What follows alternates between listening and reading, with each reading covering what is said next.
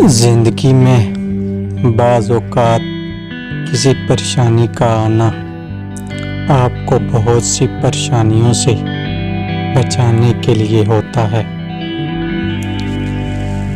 زندگی کی کتاب کے سب اوراق ہمارے مطابق نہیں ہوتے۔ اگر کوئی ایسا ورق سامنے آ جائے جس میں راحتیں نہ ہوں تو صبر کر لینا چاہیے۔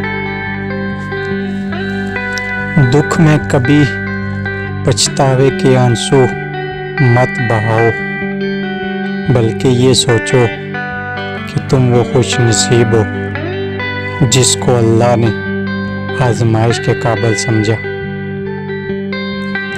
بدلہ لینے سے پہلے یہ ضرور دیکھ لیا کرو کہ تم اپنے خدا کے نزدیک کتنے قصوروار ہو۔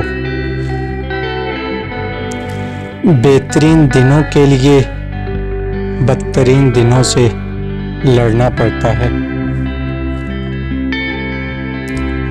موسیٰ علیہ السلام دریا میں ڈوبے نہیں، حالانکہ وہ اپنی کمزوری کی انتہا پر تھے، اور فرعون غرق ہو گیا، حالانکہ وہ اپنی طاقت کی انتہا پر تھا۔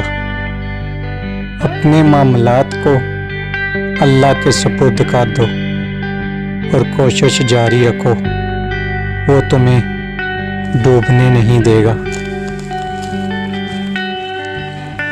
لوہا کبھی خراب نہیں ہوتا، ہمیشہ وہ اپنے ہی زنگ سے برباد ہوتا ہے۔